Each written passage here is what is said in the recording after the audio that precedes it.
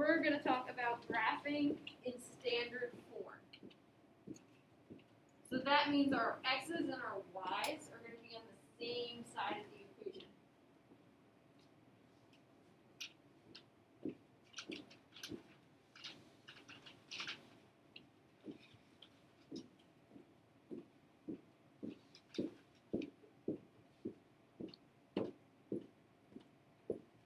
So when we graph in standard form, our mathematical equation for standard form is ax plus by equals c,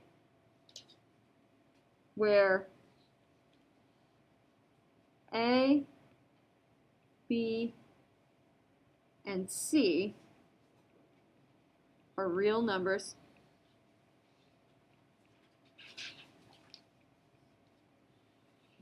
So our x's and our y's are going to stay as variables, but a, b, and c are going to be different numbers. And a and b can't be 0.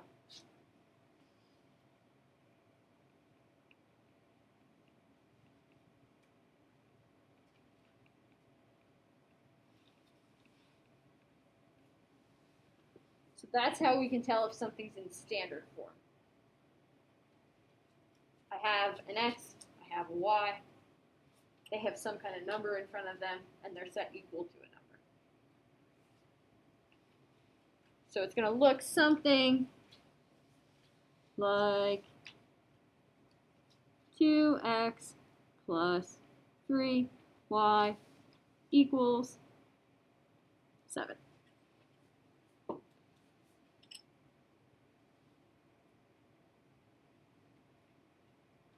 And we're going to look at different ways that we can graph these today.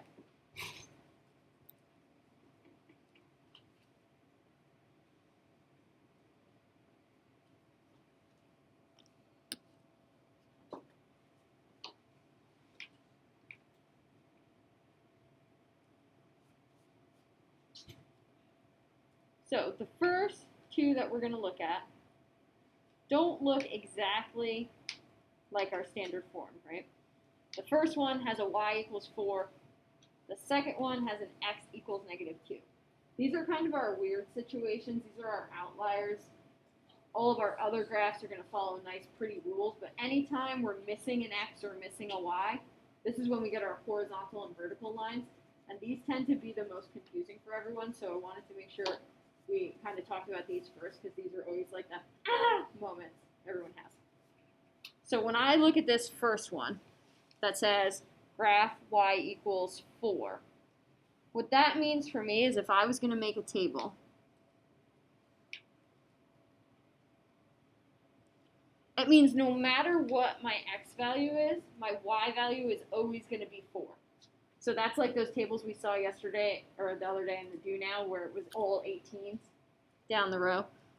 So this is 4. No matter what I plug in, my y value always has to equal 4 because this says y equals 4. So no matter what my x values are, they could be 0, could be 1, it could be -2. All of those x values don't matter because my y value is always going to be 4. Normally, I'm going to have to plug in one of my numbers in order to find out my other number, but these are our two weird cases. So if I'm going to graph this,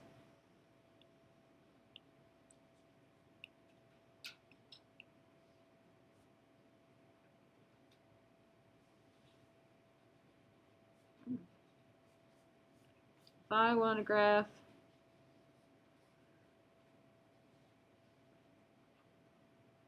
my equation, I'm going to go in, I'm going to draw my x-axis, I'm going to draw my y-axis, and I know that all of my y values are up at 4. So I'm just going to plot points all where my y is 4, or I can go in and I can say, okay, here I have the point 0, 4. So if I'm going to plot that, I go over 0, up 1, 2, 3, 4, and plot the point. And then I have the point 1, 4. So I go over 1 and up 4 and plot the point.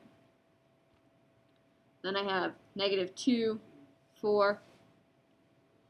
So I go back 2 and up 4. And all of my points are kind of right along the same line, right? They're all up at 4. So anytime you see a y equals just a plain number, you're just going to have a flat line or a horizontal line at that y value. So these ones are always our horizontal lines. What do you think is going to happen with an x equals? Yeah, it's going to be going up and down, right? It's going to be a vertical line. So I can do the same thing. The difference with my x equals negative 2, that means when I make my table, now all my x values are negative 2. So no matter what happens, I always have negative 2's in my table. Doesn't matter what my y's are. My y's could be 0, 1, 3. Doesn't matter. All my x values are always going to be 2's. So then, when I go to graph this,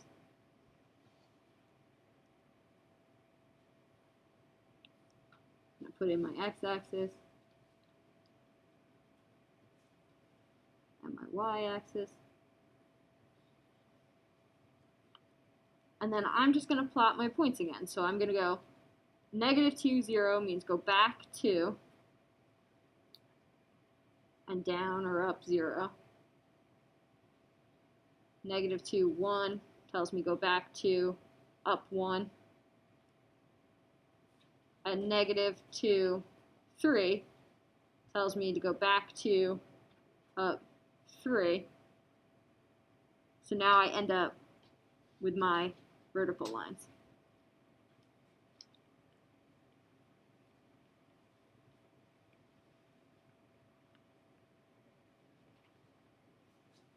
So when you're missing either an x value or a y value, that's when you get your flat lines.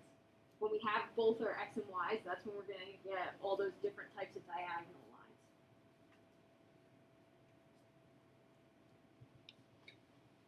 Most of the time it's always going to be a straight line. All of the ones that we're talking about, yeah, are going to be straight lines. All the ones we're going to graph.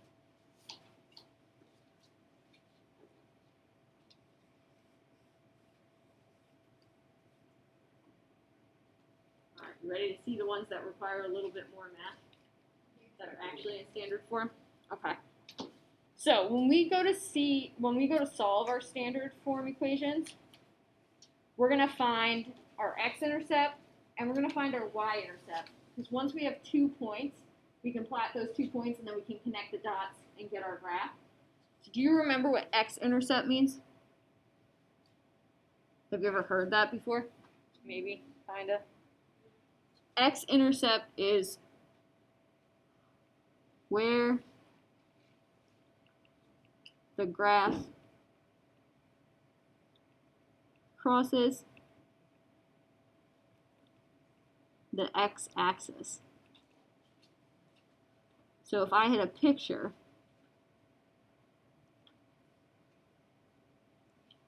of a graph, my x-intercept is the point where the graph actually touches the x-axis. So we're going to find the point on the x-axis, and then we're going to find the point on the y-axis, and once we have those 2 points, we're just going to connect the dots. So your y-intercept is where you cross the y-axis.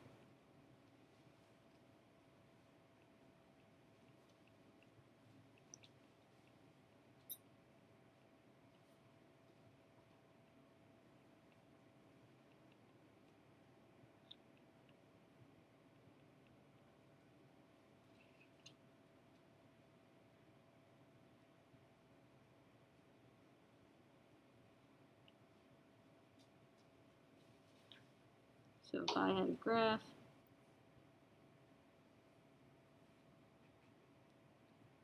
my y-intercept is the point where I cross through the y-axis. So now, mathematically, when I talk about points, remember how I would write coordinates inside parentheses and I do my x, comma, y? They look like this, right? X, comma, y when I write coordinates. If I'm talking about my x-intercept, so if I'm talking about my point, my x-intercept, when I write that coordinate, I'm going to have some number for my x value. But see how that point didn't go up any? It's sitting right on the x-axis. So no matter where my x-intercept is, the y value for my x-intercept is always going to be 0. So I'll have some number for my x, but my y will always be 0 no matter what. And with my y-intercept, I'm going to have some value for my y because it moves up and down, but it didn't move left to right at all, so the x-axis, or the x value, is always going to be 0. So my coordinate here will always be 0, comma, y. So here, y always equals 0. Here, x always equals 0, which is going to help us mathematically find these when we're not looking at a picture of the graph. Because now I know if I need to find my x-intercept, I'm going to plug 0 in for y, and I'm going to solve for x. If I need to find my y-intercept, I'm going to plug 0 in for x and solve for y. Once I have those 2 points, I can plot them and then I'm done.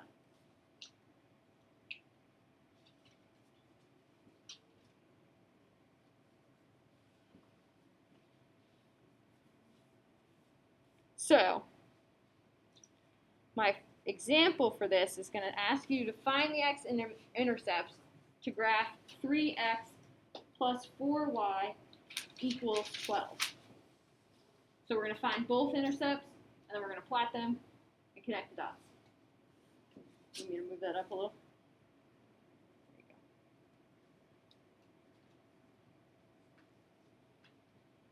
go. So we're going to use the intercepts to graph 3x plus 4y equals 0.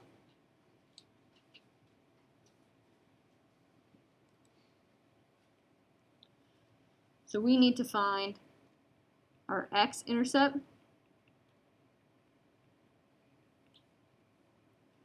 We need to find our y-intercept.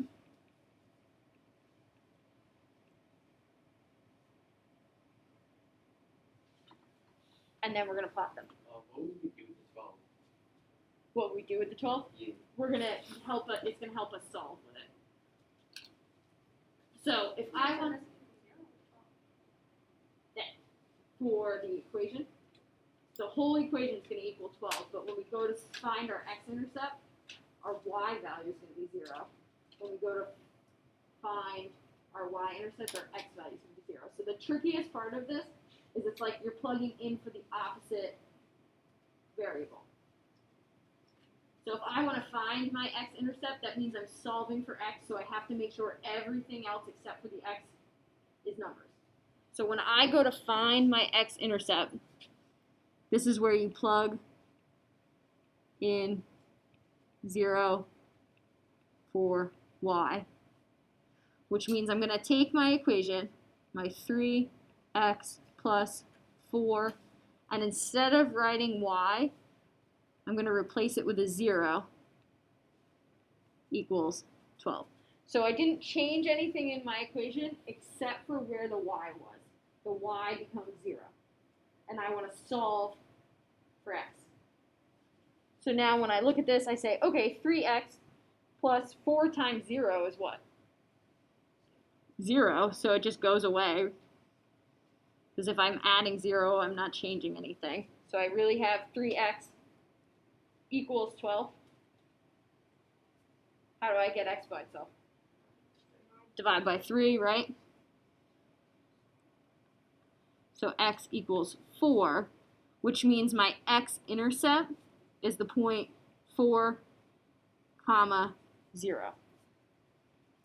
Because my y value was 0 and my x value was 4.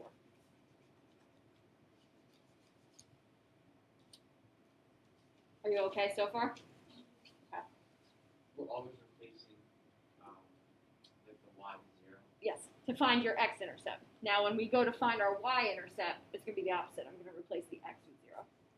So it's always a 0. Always going to be 0. So now I'm going to plug in 0 for x. So now I'm going to take my equation, my 3, and what was an x becomes 0, plus 4y equals 12. Another good way for you to check yourself is if you're finding the y-intercept, when you're done solving, you should have y equals a number. If you end up with x equals, that means you found the x-intercept. So then 3 times 0 gives me 0.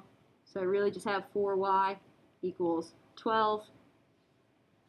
Then I divide by 4 on both sides, and I end up with y equals 3, which means I have the coordinate 0, comma, 3.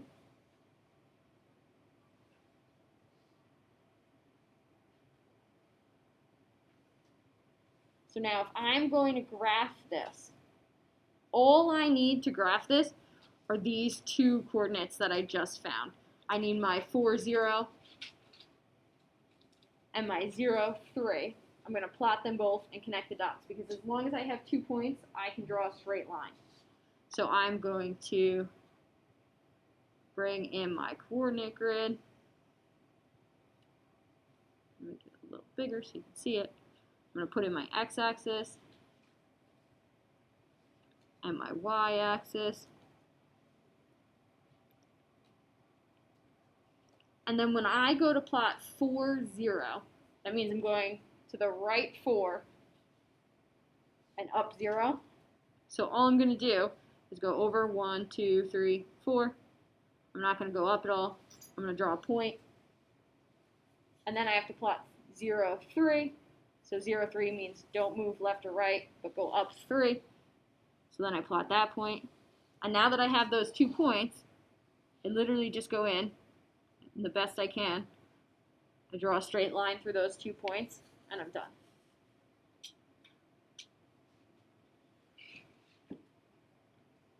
So in order to do these,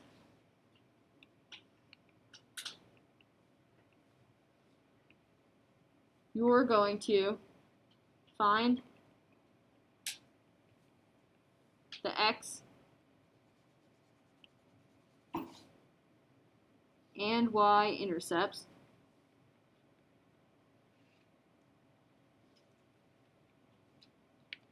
Plot the 2 points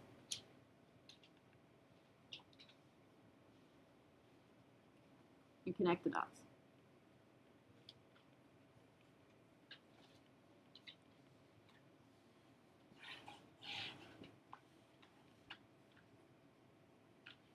What do you think?